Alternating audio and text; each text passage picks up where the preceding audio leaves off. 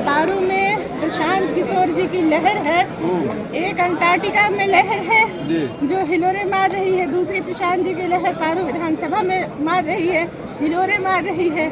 और आप सभी पत्रकार बंधुओं को मैं पारू विधानसभा से आप सभी के चैनल्स को जितने भी आप लोगों के हैं और व्यूवर्स हैं उन सबों को जीत की अग्रिम बधाई दे देती हूँ, क्योंकि जो पारू में लहर है प्रशांत किशोर जी की, जन स्वराज की, बिहार बदलने की एक होड़ लगी है, उसका आज जीता जागता रूप आप देख रहे हैं कि कितने लोग आए हैं भारी मात्रा में हमारे नॉमिनेशन कराने, और नॉमिनेशन हम लोगों ने कर लिया है और खुशीपूर्वक अब जा रहे हैं अपने विधानसभा में प्रचार प्रसार करने। कितना उत्साह है अब नामांकन करने के बाद?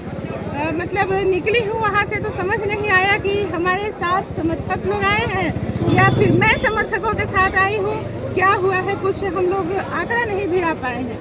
अब क्या मुद्दा लेकर के जाइएगा लोगों के बीच में? अब काफी कम समय बच गया है। पहले जो पलायनवाद का मुद्दा है और जन स्वराज ने जो 5 मैनिफेस्टो बनाए हैं, सबसे प्रथम उन लोग को सब लागू करने की बात है।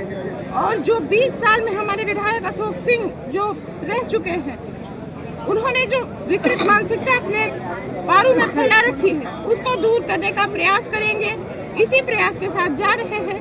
विकास तो होगा जो अब दिखेगा। उनका तो टिकट भी कट गया, अब निर्दलीय आ गए मैदान में। अब क्या टक्कर कहाँ रहेगी? जैसी करनी वैसी भरनी।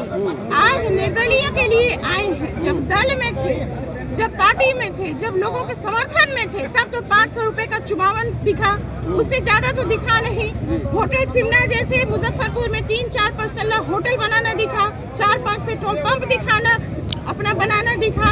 पारू की जनता के लिए क्या सिर्फ 500 का नोट पारू की जनता को जनता मालिक कहते हैं और भिखारी बना के रख दिया। 500 से आप बेटी की शादी का चुमावन कर रहे हैं।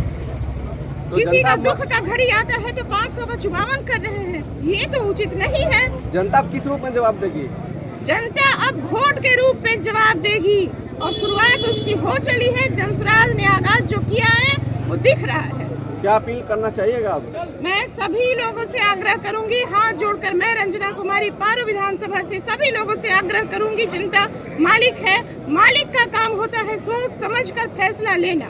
हम सब जनप्रतिनिधि हैं, टिकट मुझे मिला है, मैं लेकर आई हूँ। सिर्फ मैंने लाने का काम किया है, ये मेरी उपलब्धि नहीं, ये हमारी जनता जनार्दन की उपलब्धि है, हमारी मालिकों की उपलब्धि है, जिन्होंने मेरे कंधे को मजबूत किया और मुझे विधानसभा भेजने के लिए प्रशांत किशोर जी के सामने प्रस्तुत किया। अब मान लीजिए जीत के आते हैं तो पहली प्राथमिकताओं में क्या शामिल करते हैं? सबसे पहली प्राथमिकता मैंने जैसा अभी 2 मिनट पहले बताया कि जो पलायनवाद है उसको रोकना जरूरी है। ये ऐसा दंश है जो समझ में नहीं आता, स्वीट पॉइजन है, लोगों के दिलों में घुस गया है, उससे लोग बेमौत मारे जा रहे हैं, तो उस पर अंकुश लगाना जरूरी है। उसके बाद शिक्षा नीति पर विचार करना अत्यंत आवश्यक है, क्योंकि जब शिक्षित होगा समाज तो विकसित होगा।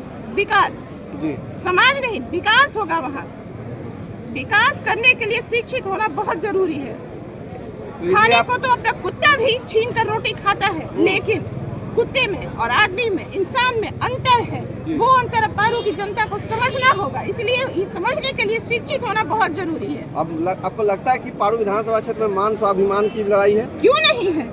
जैसे ही मैंने जन स्वराज से ऐलान किया कि मैं आ रही हूँ यहाँ पर चुनाव लड़ूंगी और विकास की बात करूंगी और कुछ किया भी, दिखाया भी, तो देखिए पूरी जनता हमारे साथ है। आज मैं जब नॉमिनेशन करने के निकली हूँ तो मैंने बताया ना कि मुझे पता नहीं चला कि ये लोग मेरी समर्थन में आए हैं या मैं इनके साथ आई हूँ, कुछ भी समझ में नहीं आ रहा था। तो वो विकास तो दिख रहा है ना, लोगों के मन में लालसा है, एक विश्वास है, एक ललक है बिहार बदलने की।